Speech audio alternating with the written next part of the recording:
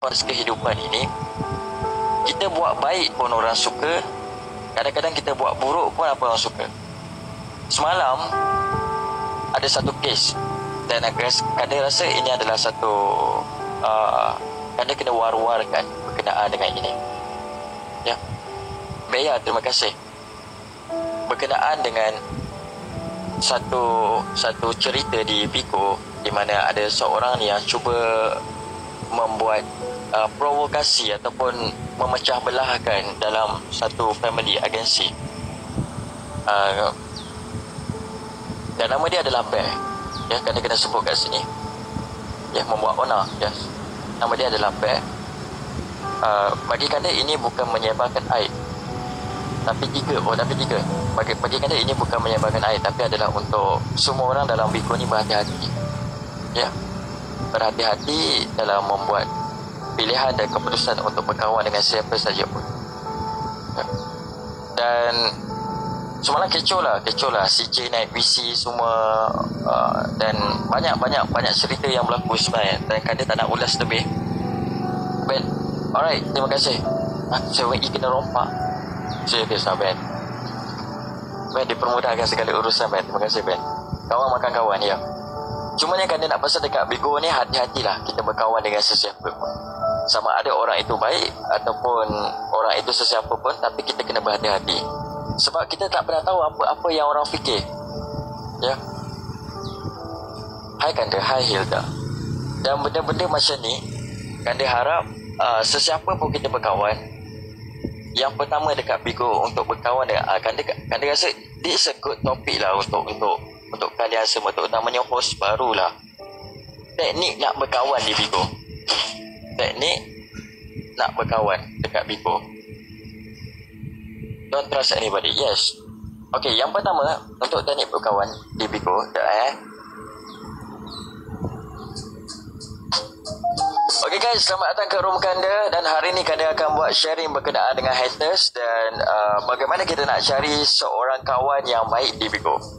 Ya, dekat Bigo ni berhati-hatilah, macam-macam jenis orang yang kadang-kadang kita nampak dia baik tapi rupa-rupanya ada agendanya tersendiri. Tapi untuk berkawan dekat Bigo ni dia ada beberapa proses. Yang pertamanya, untuk berkawan di Bigo, yang Kanda selalu ulang sebelum ni bukan sekadar follow back. Okay, bukan sekadar follow back. Itu adalah teknik nak berkawan di Bigo.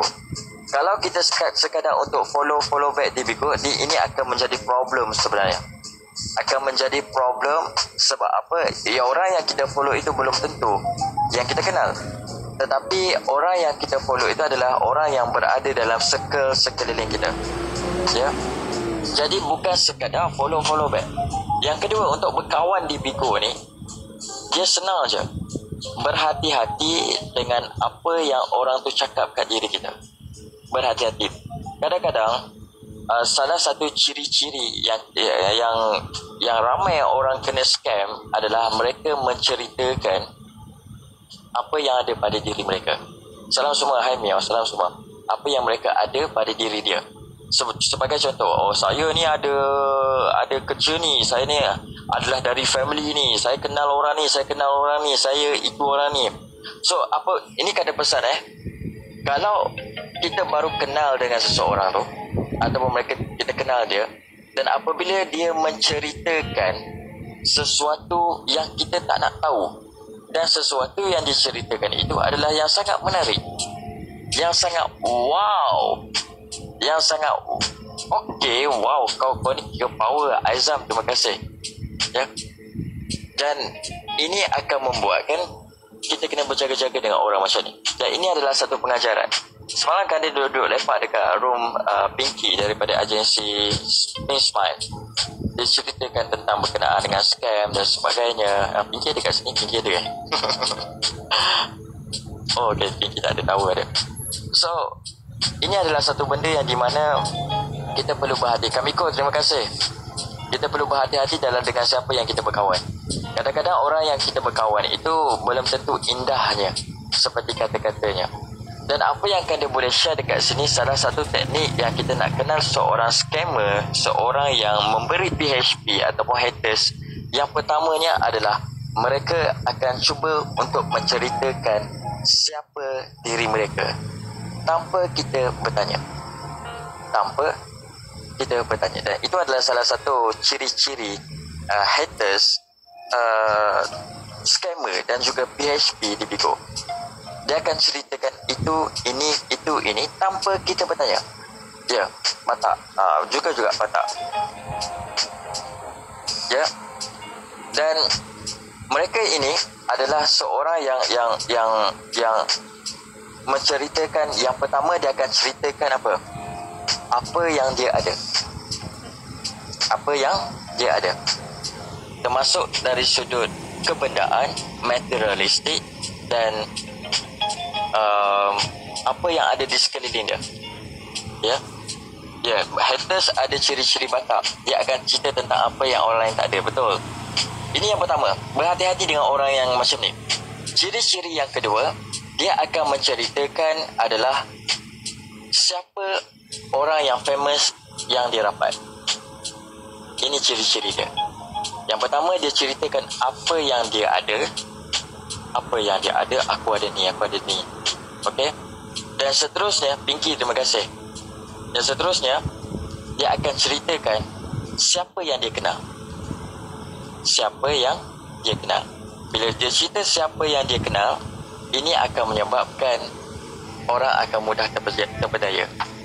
Dan yang ketiga adalah dia akan cuba berjanji yang indah-indah untuk diri kita. Ini teknik kalau kita nak kenal sebagai seorang scammer, PHP dan juga adalah haters dekat Bigo. Itu 3 teknik. So, bila anda live ataupun kita kenal orang yang kita kenal atau sesiapa sahaja yang kita rasa dia adalah orang baru, tak kisah dia level kecil, level besar, level sesiapa sekalipun, yang pertama, dia akan menceritakan 3 ini. Kena ulang balik. So, berhati-hati. Bila kita tengah live, bila kita tengah berada dekat multicast orang, ataupun kita berada dalam grup WhatsApp, dia akan cerita tentang apa yang dia ada.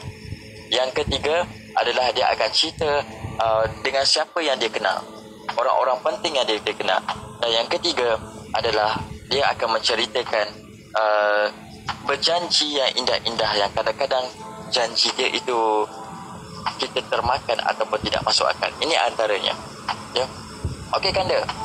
So, kadang-kadang haters ni tak cerita. Dia tak akan cerita. Tetapi haters ni, dia akan beritahu secara tidak langsung pada diri kita. Di mana kita mengagumi dirinya. Kita tengok dia ni, dia ni seseorang yang power ni. Kita tengok level dia. Kita tengok dia itu, kita tengok dia ini. Dan akhir akan menyebabkan kita akan terpukau dengan apa yang kita nampak dengan mata kita. So, itu adalah antara ciri-ciri haters yang mungkin kita akan cuba. Jangan mute haters teragung tu. Biarkan. Mr. Mak, mute balik boleh? Jangan mute dia. Nama je tu haters teragung.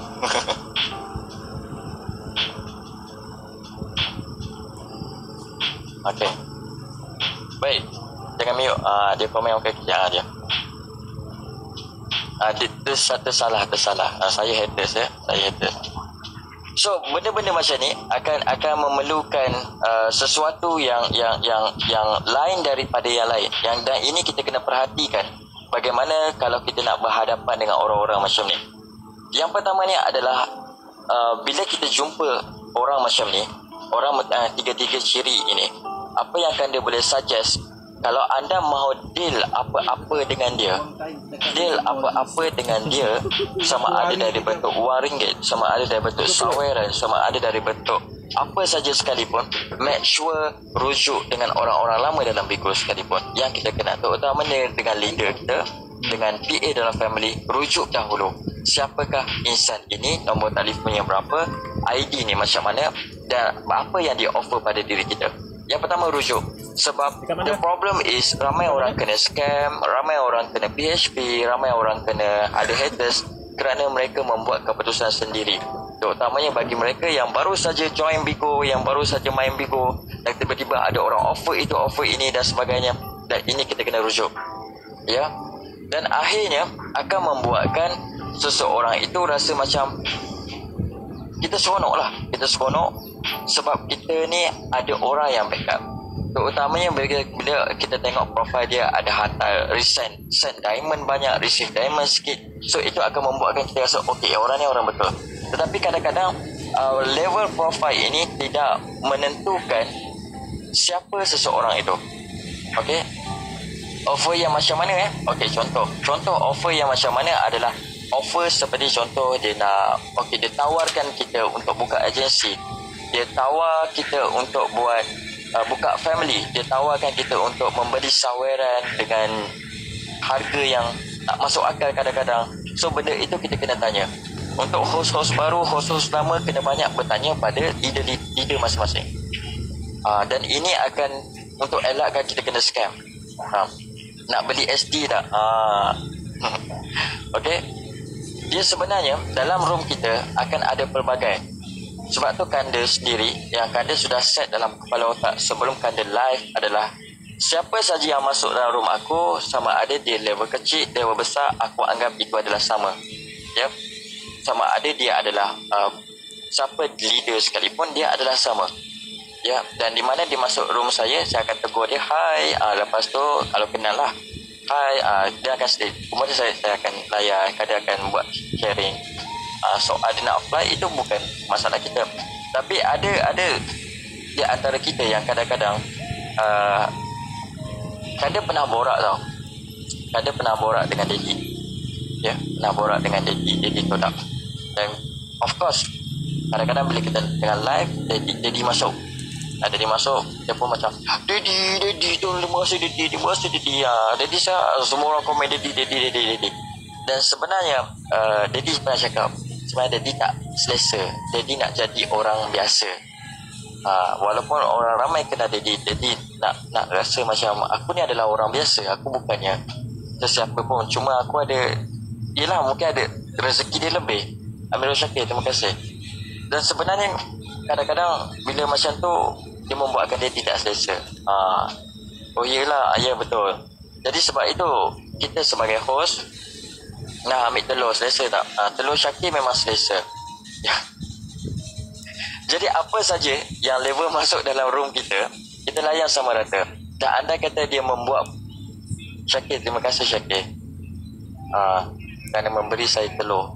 Ya.